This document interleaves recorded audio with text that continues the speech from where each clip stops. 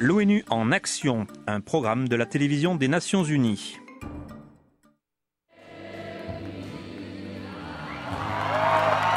L'école est finie pour ces diplômés de Tbilissi, la capitale de la Géorgie. Ils sont jeunes, intelligents, experts en informatique et impatients. Comme tant d'autres de leur génération, ils sont multitâches, ont beaucoup d'amis et ont une vie sexuelle active. Mais bien qu'ils soient très instruits, beaucoup ont encore beaucoup à apprendre sur les MST, les maladies sexuellement transmissibles, et ils sont devenus un groupe à risque, tout particulièrement le groupe des jeunes femmes.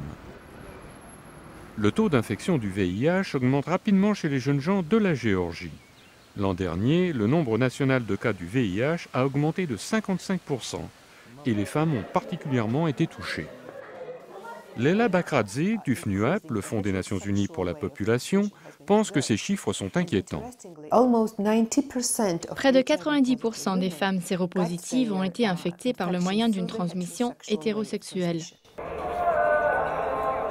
La Géorgie, une république de l'ancien bloc soviétique, est un pays qui est toujours dominé par la religion et la tradition. Cette génération doit traiter avec les valeurs sociales aussi bien qu'avec la liberté née de la globalisation, les médias de masse et les réseaux sociaux. Les attentes familiales, l'influence de groupe et le besoin distinct d'être à la mode et d'être moderne peuvent causer des malentendus, le doute de soi-même et l'ignorance quand il s'agit du VIH et du sida. L'augmentation considérable du taux d'infection chez les plus jeunes et les plus doués de ce pays provoque des conversations que des générations de Géorgiens ne pouvaient avoir auparavant, car le sujet de la santé sexuelle était tabou. Et même s'il sort de l'ombre, il reste encore beaucoup à faire.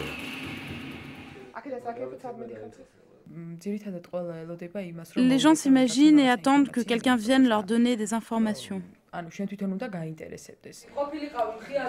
Le taux d'infection chez les jeunes femmes âgées de 15 à 24 ans est pratiquement 3 fois plus élevé que chez les hommes du même âge. Le risque augmente dramatiquement chez les femmes qui ont des relations sexuelles avec des drogués. Plus de 50% de la transmission du VIH en Géorgie se passe chez les drogués qui le transmettent à leurs partenaires sexuels.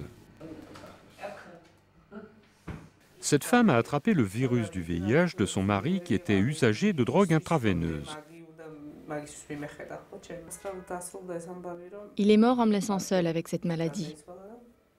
Je suis habillée en noir, comme une vieille veuve. Les séropositifs souffrent de la maladie, mais ils sont aussi associés à la honte qui engendre l'exclusion et le préjudice. Ils se retrouvent souvent en marge de la société. En Géorgie, il y a beaucoup de honte et de discrimination. Et il y a encore plus d'autodiscrimination. On n'en parle pas et on ne dit rien à personne. On a peur de ce qui risque d'arriver et on n'est pas seul dans ce cas. Au sein de la communauté homosexuelle, le taux du VIH ne s'élève officiellement qu'à 2%, mais la Géorgie est une société de machos où il n'est pas facile d'avoir une vie homosexuelle ouverte et ces chiffres ne représentent probablement pas la réalité. De même pour les hétérosexuels, l'attente irréaliste d'une vie sexuelle qui ne commence qu'après le mariage ne fait qu'amplifier le risque. Mais l'ONU œuvre pour attirer l'attention et transmettre la connaissance sur le danger posé par le VIH à la société géorgienne, particulièrement à ses jeunes. De plus en plus de gens se protègent et se font tester pour le VIH. Le FNUAP a ouvert 16 centres de jeunesse de par le pays pour aider à informer et à apprendre aux jeunes comment se protéger du VIH. Édouard Demetrashvili est un éducateur de jeunes. Tout le monde peut y aller et les consultations sont gratuites. Les tests sont aussi gratuits et des instructeurs compétents offriront des réponses précises à toutes les questions. Pour que cette génération puisse se développer et devenir une force motrice dans la société, il lui faut connaître les menaces et les dangers posés par des relations sexuelles à risque et par le VIH. Élever le niveau d'éducation et de la prise de conscience rendra cette vive génération d'autant plus perspicace.